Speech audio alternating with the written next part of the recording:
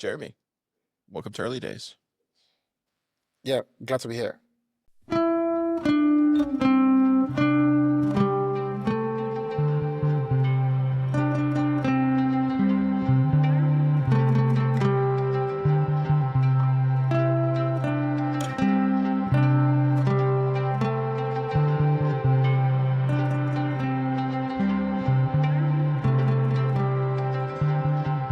I spend my whole life chasing you.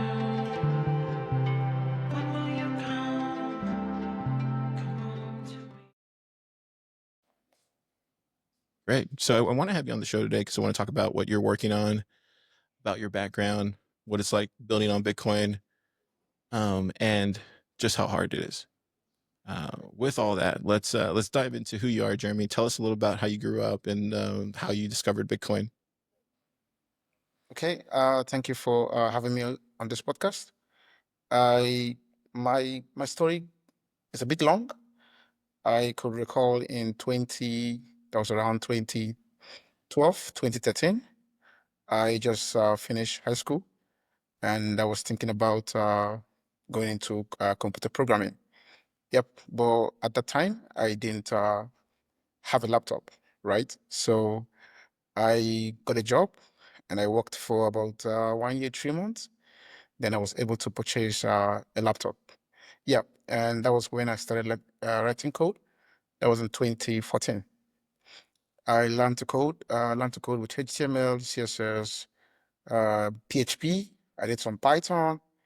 Then I think I was good. I started making some extra income by building websites for clients and businesses here in Nigeria. Yep. So in 2015, I decided to go back to college. I went to the university, and by 2019, that's 4 years later, I was done. And so I didn't look for a job. I just decided, okay, since I know how to code, let me start building products. I built my first product in 2020, which was like a simple website that make it easy for people to be able to sell their product online.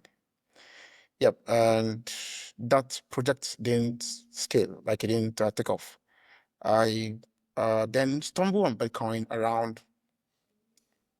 I actually heard of Bitcoin in 2017. I was in school then, I think in my third year, right? I bought some Bitcoin. It crashed. I sold my Bitcoin. Then I lost some money. I was like, oh, this whole thing is scam. Let me just stop working on this whole thing. I hate this thing. This is a scam coin. This is a shit coin. So I left the Bitcoin space for some time. I think it was in 2021 during the last bull market. I was on April, May, and I was like, okay, I think this thing that this same Bitcoin that was about $7,000 is now in about I think $30,000. I was like, wow, 30, 40, 50, 60. I was like, wow, this is a big deal, right? So I decided to purchase some Bitcoin again. I think I bought about zero point 0.1 Bitcoin at the time. I had some money I made from a freelance project and also for building some tools for businesses. So I bought some Bitcoin. Well, I wasn't satisfied. I was like, okay, I'm a tech guy. Is there a tech to this thing? I want to learn the tech to this thing. Right. So in 2021, I was like, okay, the best way to learn a tech is to build a product.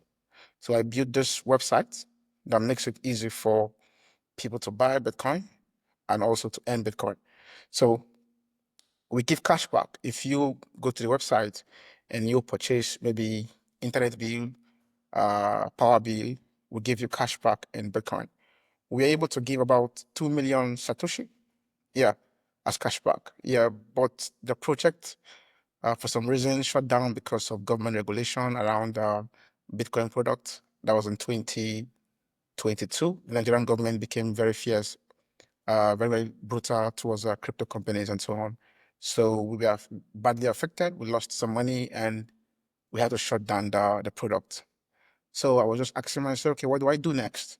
Right, what do I do next? So I started writing articles on Bitcoin, and through that article, I got the opportunity to uh, attend the Afro Bitcoin Fellowship.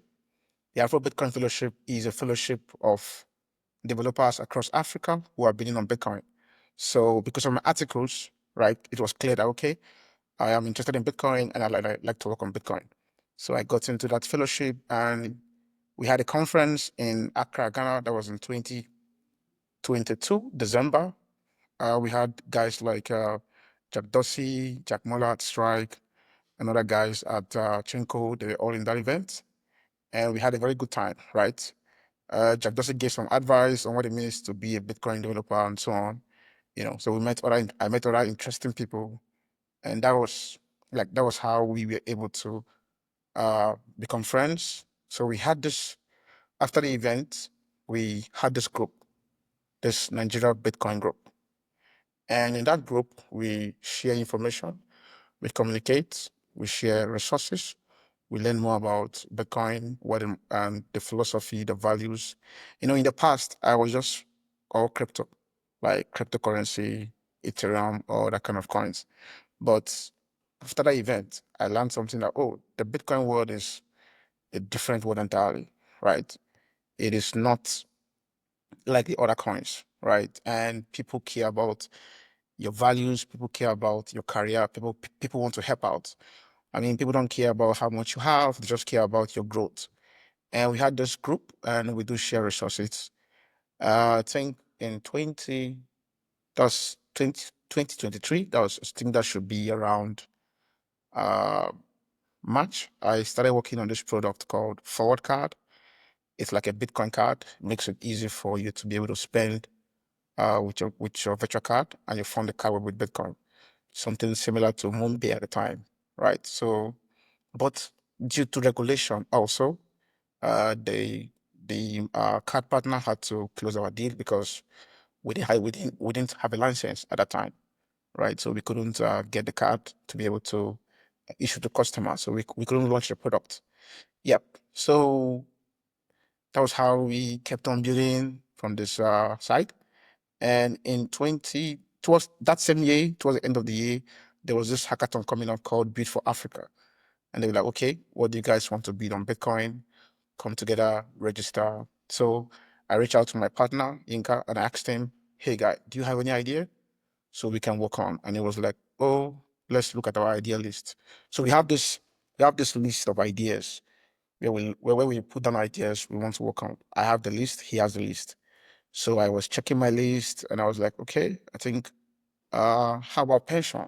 Bitcoin for pensioners, right? Let's have an account where if you want to retire with Bitcoin, you can retire with Bitcoin. If you want to retire with USDT, which is stablecoins, you can retire with that. And we joined the hackathon and we were able to come out as the number one in that hackathon. That was in Accra, Ghana, 2023.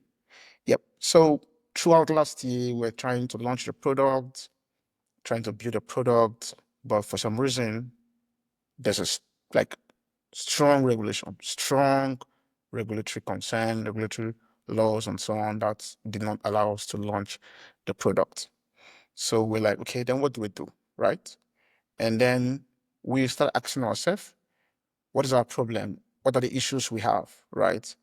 And it occurred to us that payments was something that okay we do struggle to make, right? We have a small company and we pay our employees in Bitcoin, yeah. But each time we do that, we have to convert those Bitcoin to fiat currencies for employees that prefer not to receive their salary in Bitcoin because we have different kind of employees. Some prefer to receive in Bitcoin, some prefer to receive in fiat. So each time we want to pay those people that want to receive in fiat, we have to convert to look at our local currencies and make that payment. So it is stressful to do and sometimes not something we want to be doing all the time. So we just have to say, okay, why not solve this problem? Let's make it easy for people to be able to hold Bitcoin and also make payments to their employees, to their suppliers in Bitcoin or stablecoins. Yep. So that is how we are here today. Great. That's a full recap of everything. But so yeah, let's dive into a couple sections there. Let's start back at the like when you first got your laptop. Like when you first got your laptop and you saved all that time to purchase it. Um, why do you think you leaned more towards the development side? What was it about the development side that you liked about it? Okay, so I maybe I can say okay because I was into math. I do a lot of math in school. I was in this club called the Jet Club, and in the Jet Club, you are tasked to work on new ideas, work on new product, and so on. Yeah, so I guess that should be where the curiosity started from. Then I think in 2009, I think I was in my third year in the high school. I met this guy. He came to our class and he was like, "There's this new thing called software. Software. You can just do software. You can just sit in your house, write some code, put it online, and have you have a website. You have a mobile app and so on. The mobile app was not a big thing at that time, but the guy was just curious about this technology, and it got my interest. And I was like, okay, I'm going to learn this technology someday, but I don't know when because I don't even know how to even get started. Right. So I think about 4 years later, I was like, okay, let me try to learn that same thing that guy, that friend told me many years ago. Right. So I, yeah, so let me just get a laptop.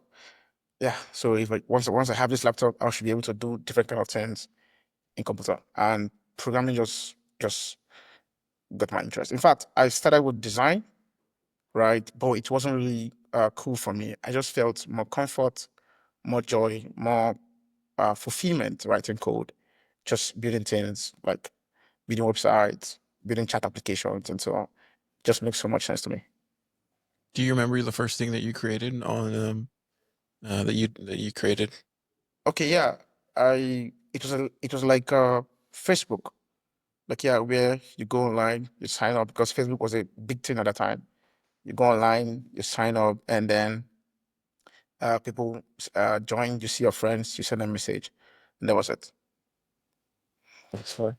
Um, yeah. So with that, where did you get the kind of oh, and we'll get to the whole Nigeria stuff because I do want to hear about that. But just for right now, like, where did you get that kind of entrepreneur spirit, that builder spirit from?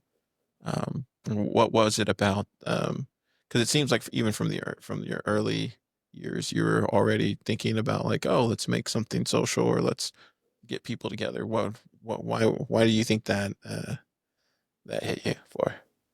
Okay, yeah, I right from the my university days, I read a lot about inventors like Tesla, inventors like Steve Jobs. Like Steve Jobs was a big deal in school. That everybody talks about Steve Jobs.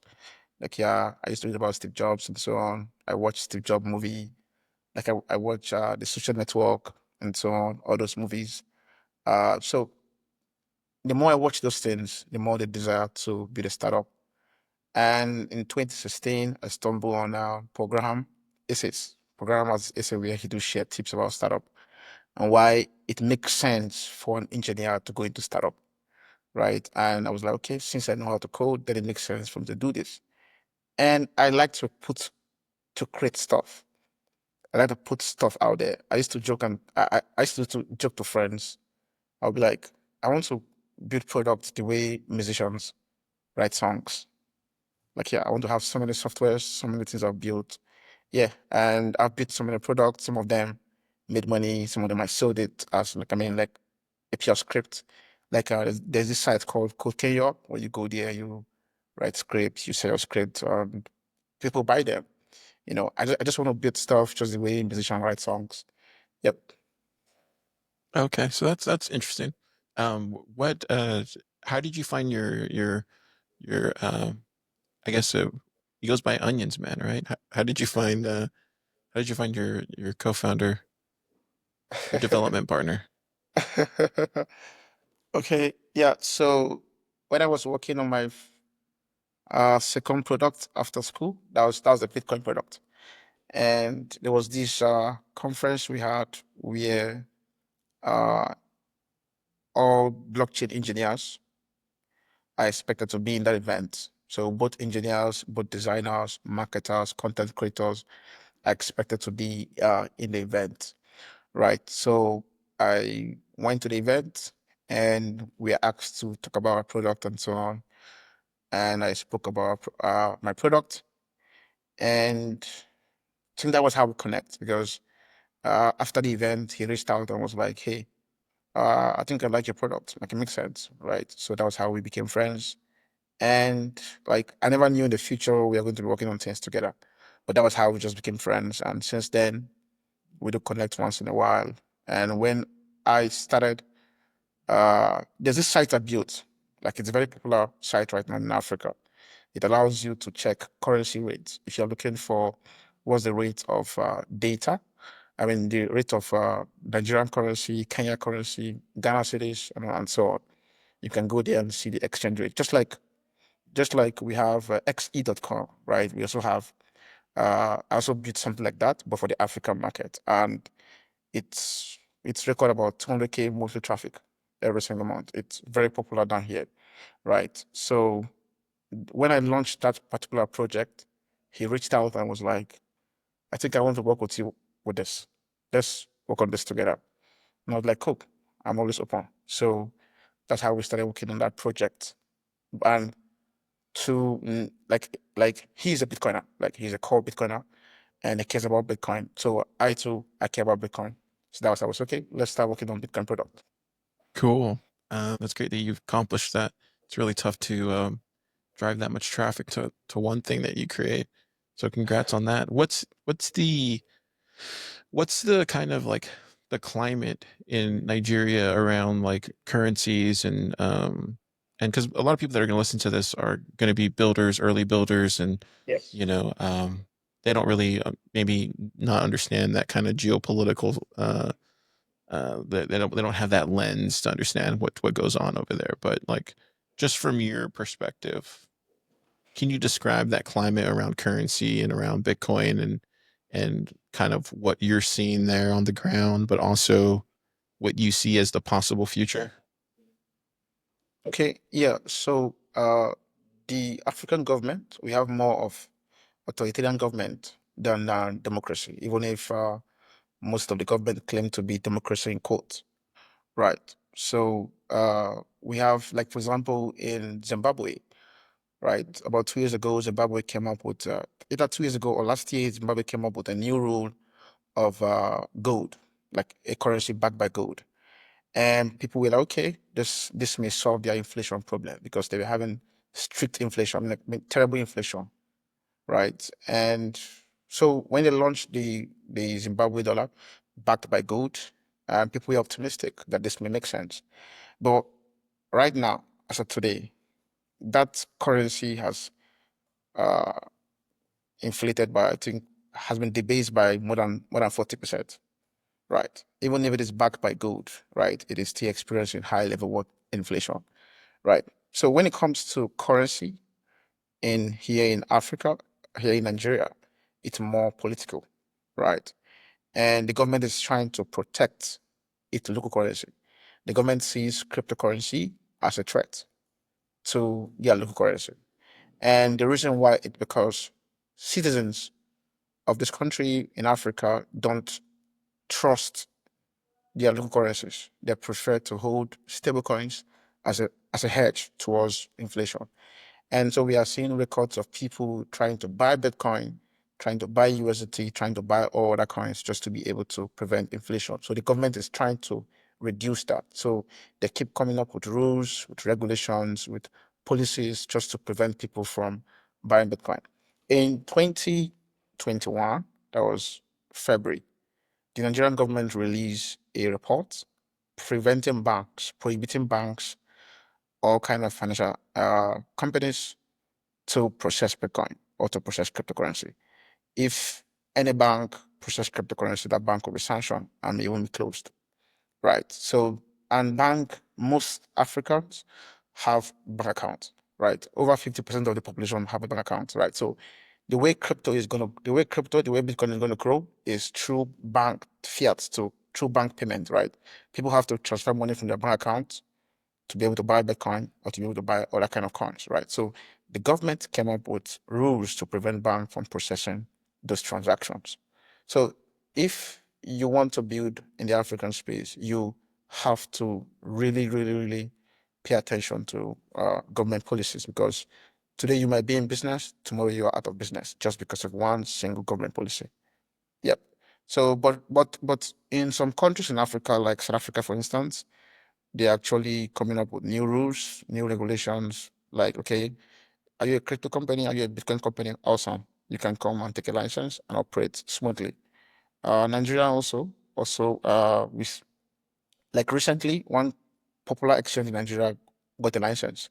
Now they can be able to operate smoothly. So we are seeing countries coming up with new regulatory laws so that if for businesses that want to uh, obtain a license, they can be able to get a license. Yeah, but still, you still have to be careful, and you also have to be political because the way it works is that the people that actually succeed in getting that license tend to have network, tend to have circles within the political sphere, right? So it makes sense that if you want to build in the African market, try to get some connection in politics. Yep. So, so yeah. So from what you're saying, it relies on um, licenses and potential political connections. Um, do people just use Bitcoin or Lightning just peer to peer? Do you see that happening over there? Like, yeah, there's a lot of transaction ongoing here in Africa. Like 50% of my network spend money with Bitcoin, spend money with stablecoins. Yeah, like I can say more than 50% of my friends spend money with Bitcoin, spend money with stablecoins, and but most of it is peer to peer because if they do it via banks, their account may be frozen. Yeah, because of the current regulations. Yeah, so in terms of adoption, it is despite all these laws and regulation, people still find a way to get access to these new currencies. People still find a way to buy Bitcoin, and Lightning is a big deal here because we have so many events, we have so many top influencers in the Bitcoin space holding event, teaching people the power of Lightning. There's a popular app right now in Nigeria called in Africa called Cheaper Cash, and they'll also support Lightning. You can fund your dollar card with Lightning.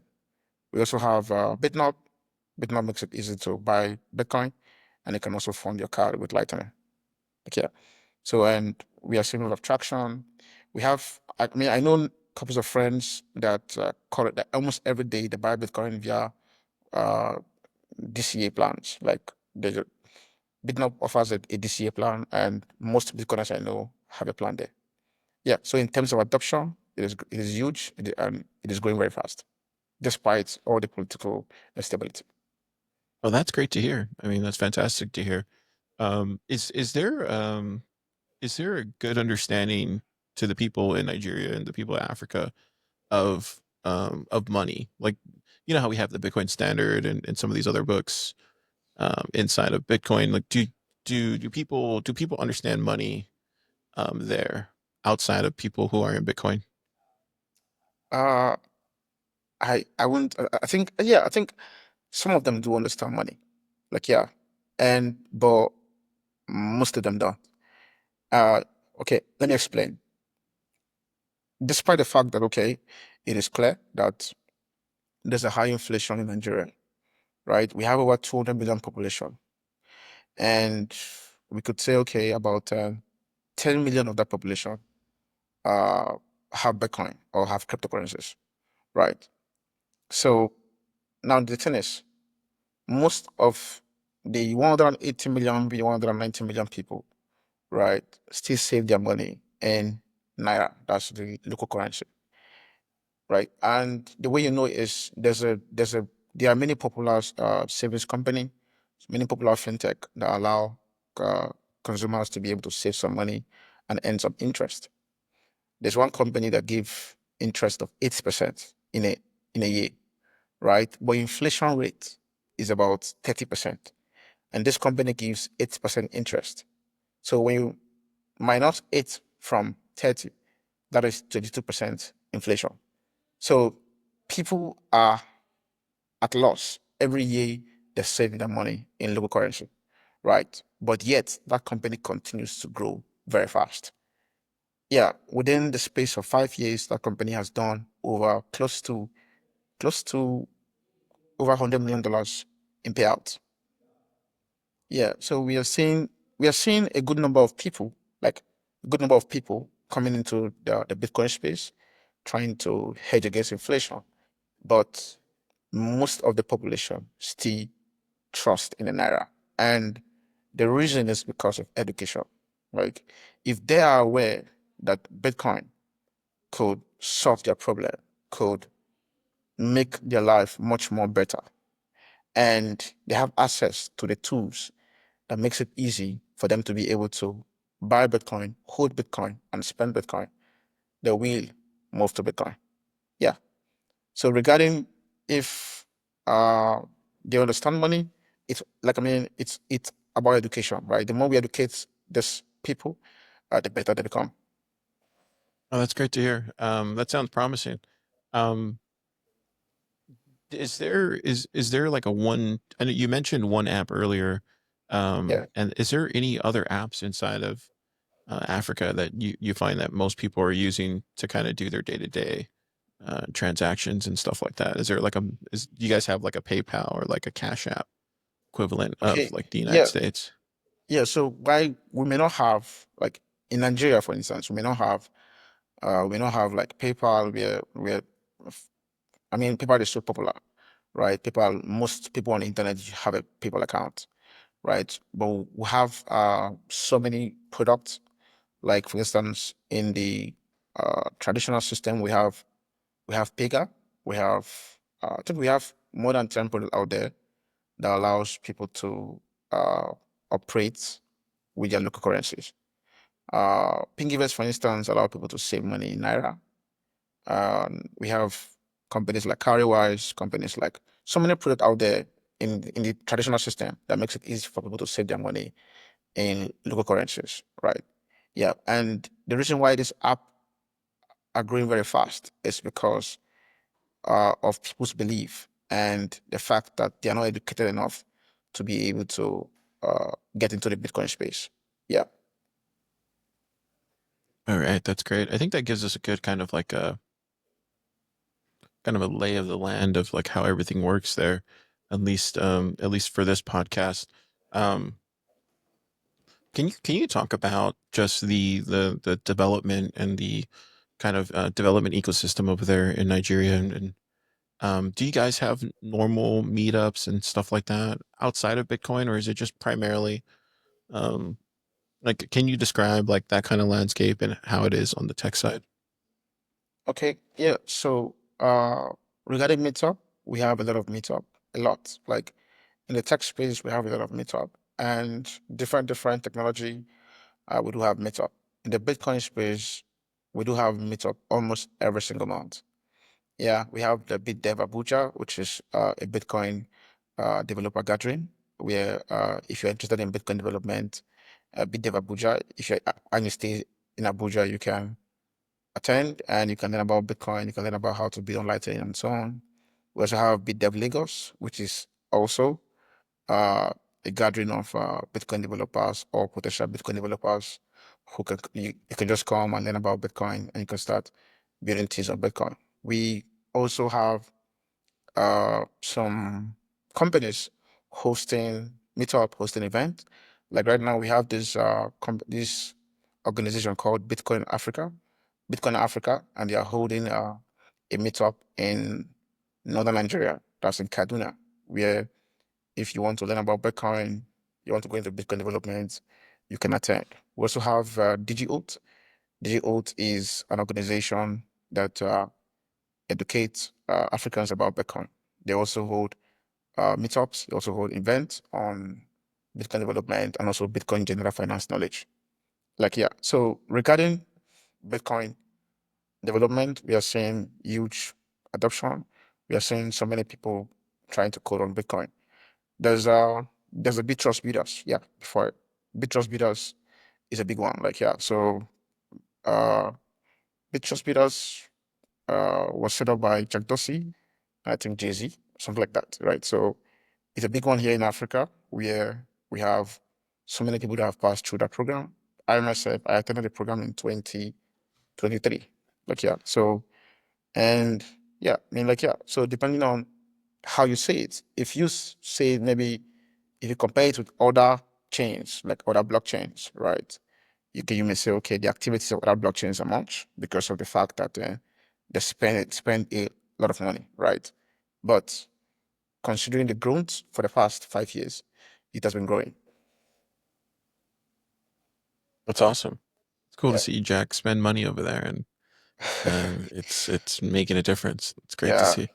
Yeah. It's great to hear. Um, tell me about Assigned Money and kind of what you guys are building and how you kind of see it playing out with it.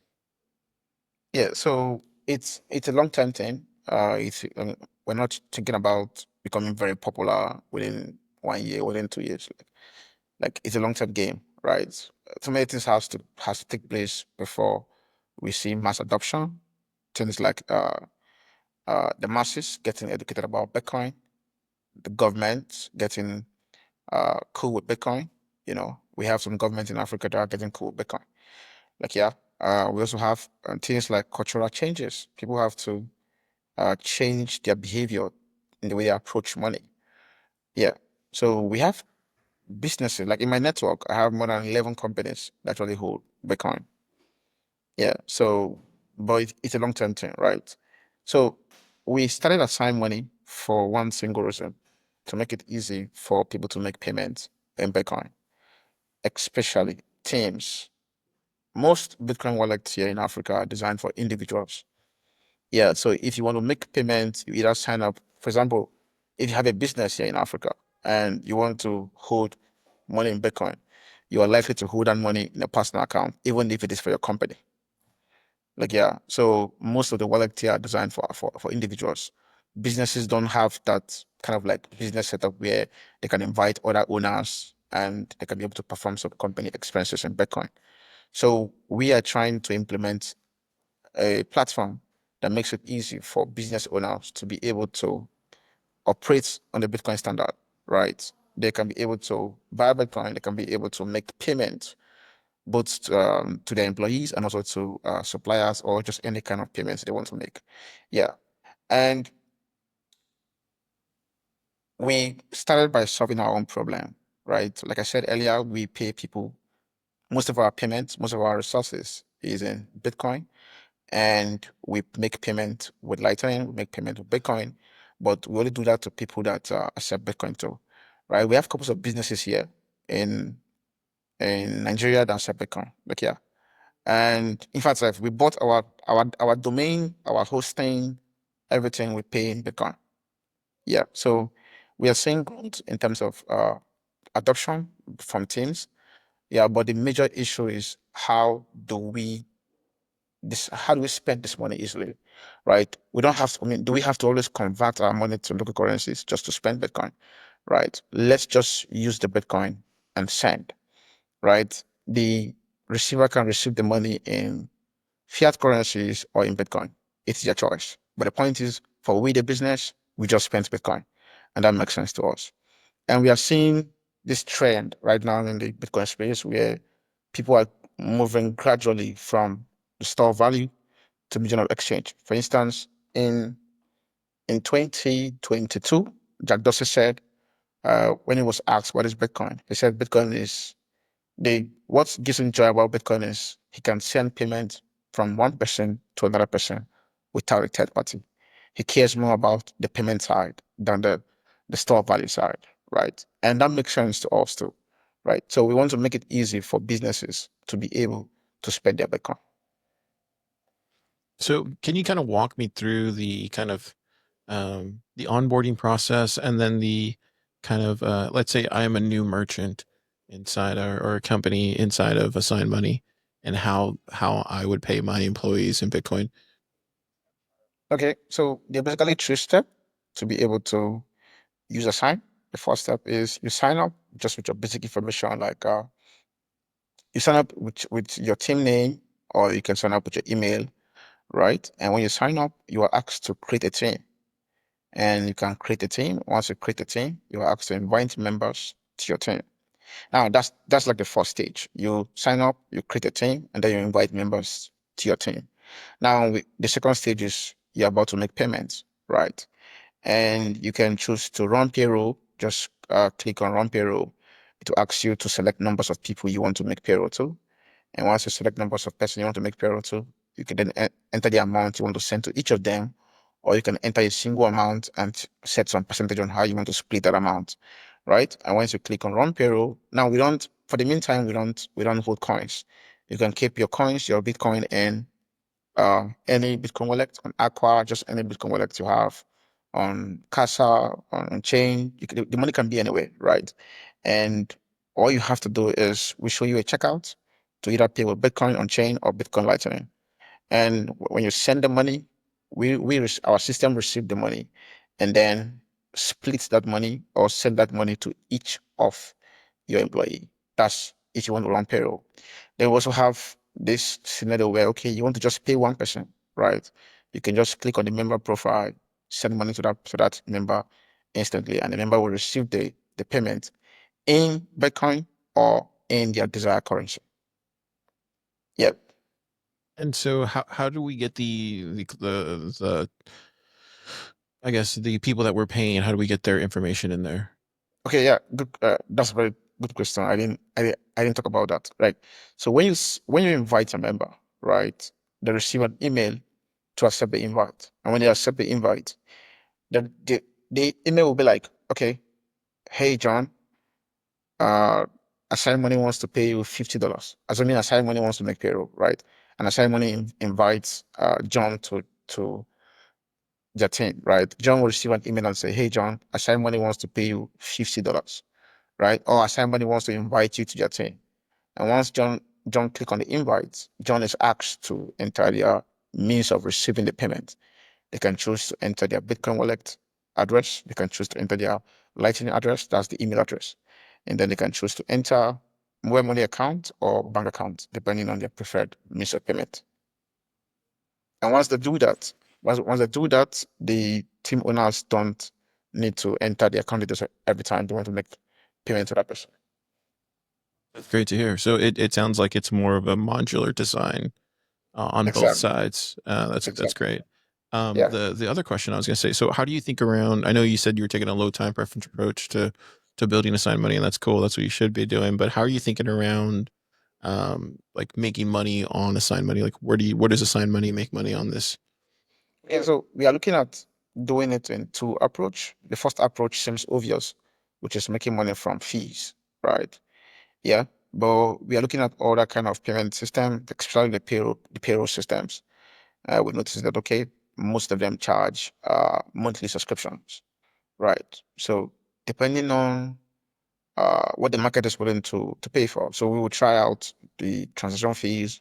We'll also try out the SaaS model and see how it goes, right?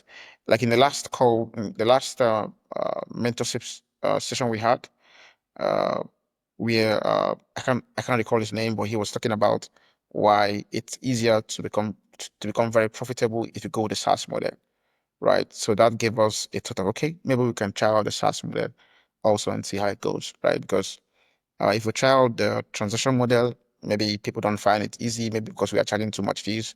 We can try out the SaaS model and see how it goes. It's great. It's fantastic. I love it. Um, what was the other question I was going to ask you? It was a really good one. Um, gosh. Yeah, so let's talk about the stage that you guys are at right now. What have you gotten done? How's reception been so far? And then what are the next steps? Okay, yeah. So we've completed the API infrastructure. That's the infrastructure that creates the team, send the payments, create the checkout, and so on. Right. Right now we are working on the actual interface. That's the interface that the business will interact with. Yeah. And the website, which is just the landing page, will go live by Friday, and that's in 2 days' time. And there's just a simple button that you could just click and join a wait list, or you can request for a demo. We can do a demo by having a call with you and just show you how it works on the backside. Okay. So in terms of development, I think we are almost done. We just need to implement the interface. We are looking at launching the product by the first week of next month. Fantastic. Yeah. Okay, Jeremy. So the other thing I wanted to ask you was around the um, just the how do you say the um, gravity that there. Gosh, you had mentioned it a while ago. I'm trying to remember what it was. Gosh, what was it? It was the trying to remember what it was. You had mentioned it a while ago. Because you were talking about the website, you were talking about that. The fees, the modular thing. Um yeah, so how do you yeah, that's what it was. So how do you see it playing out long term? Because there are going to be a ton of payroll options out there that are already existing.